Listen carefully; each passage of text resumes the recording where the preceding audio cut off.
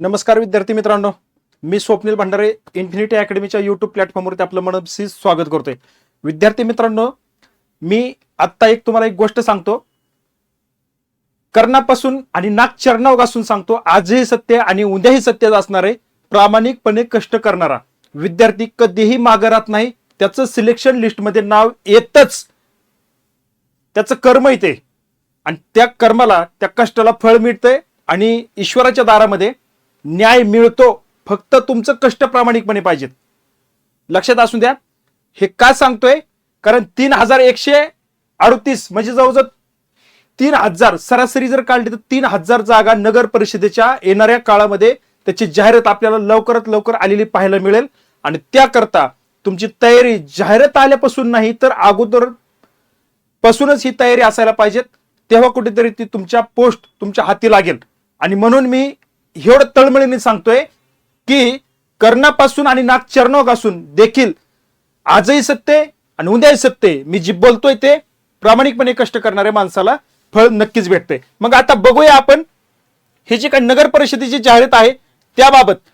राज्यातील चित्र गड्डसाठी लवकरच भरती प्रक्रिया राबवणार असं या ठिकाणी आपल्याला पाहायला मिळते. आणि ही न्यूज ज्यावेळेस आपल्याला पाहायला मिळाली त्यामधून नगर परिषद आणि नगरपंचायतीमध्ये जी काही 3138 पदे रिक्त आहेत ती या ठिकाणी आपल्याला स्पष्टपणे पाहायला मिळालं.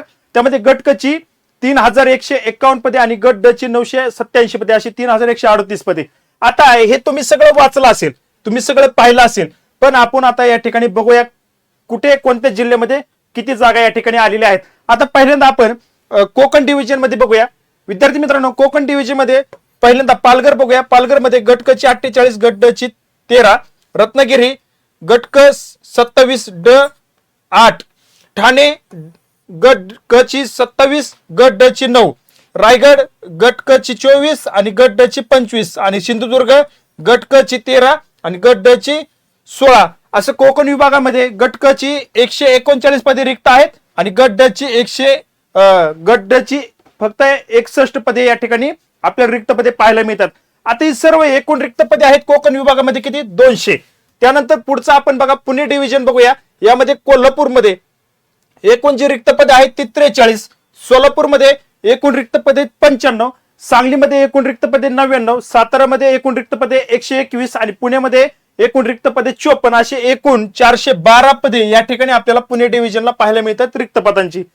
त्यानंतर नागपूर डिव्हिजन बघूया. नागपूर मध्ये प्रॉपर नागपूर यामध्ये 129 पदे रिक्त आहेत आणि वर्धा त्यामध्ये 82 पदे, भंडारा 43, गोंदिया 39, चंद्रपूर 84, गडचिरोली 63 अशी जवळजवळ नागपूर विभागामध्ये एकूण विचार करता 440 पदे या ठिकाणी रिक्त आहेत. 440. त्यामुळे विद्यार्थी मित्रांनो, नागपूर डिव्हिजन मध्ये जे विद्यार्थी येत आहेत त्यांना त्यांच्या गावाच्या आसपास जर जॉब मिळवायचा असेल तर खूप सुवर्ण संधी आहे.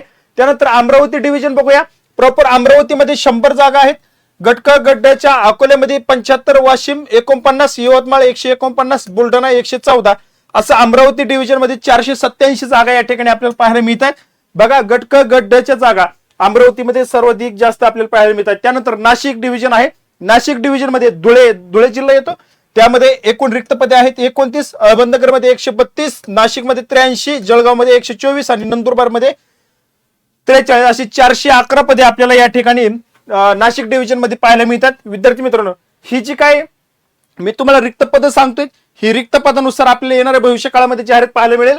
त्यानंतर आपण आता बघूया छत्रपती संभाजीनगर डिव्हिजन मध्ये औरंगाबाद, प्रॉपर औरंगाबाद म्हणजेच छत्रपती संभाजीनगर मध्ये एकूण 91 पदे रिक्त आहेत. बीड मध्ये 157, परभणी 76, जालना 71 आणि उस्मानाबाद मध्ये 449.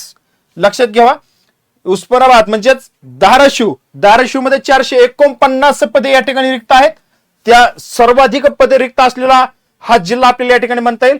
हिंगोलीमध्ये 51, लातूरमध्ये 70, नांदेडमध्ये 223 आणि त्यानंतर एकूण औरंगाबाद जो काही विभाग आहे त्यामध्ये 1188 पदे या ठिकाणी सर्वाधिक या छत्रपती संभाजीनगर जो काही प्रशासकीय विभाग आहे त्यामध्ये आपल्याला सर्वाधिक रिक्त पदे पाहायला मिळत आहेत.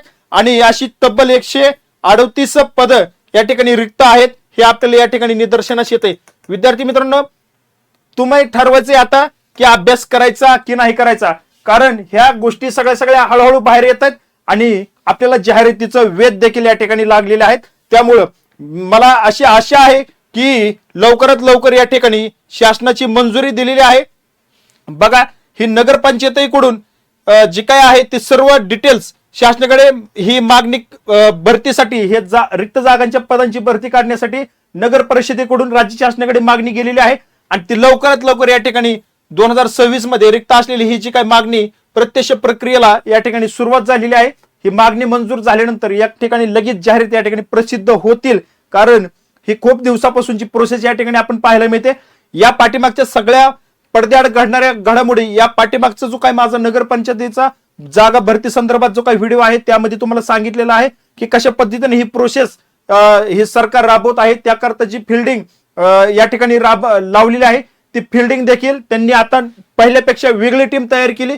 ही जी काही समिती आहे ती समिती पूर्णपणे देखरेख करेल आणि ती समितीच्या अंडर ही भरती आपल्याला पाहायला मिळेल.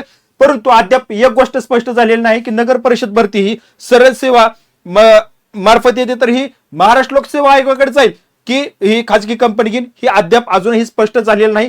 जेव्हा हे स्पष्ट होईल तेव्हा तुम्हाला परीक्षेचा पॅटर्न देखील मी तुम्हाला याच प्लॅटफॉर्मवरून तुमच्या पुढे घेऊन येईल की त्या चौकटीच्या बाहेर तो परीक्षेचा पॅटर्न जाणार नाही आणि त्याच पद्धतीने तुम्हाला पुढे जाऊन अभ्यास करायचा. विद्यार्थी मित्रांनो, पण तत्पूर्वी तुमचा अभ्यास कुठेतरी कमी पडता कामा नये, कारण केलेला जो काही अभ्यास आहे तो कधीही वाया जाणार नाही. जरी स्ट्रक्चर बदललं परीक्षेचं तरी सिलेबस तोच राहील. या ठिकाणी थांबतो, भेटूया पुढील अपडेटमध्ये. धन्यवाद.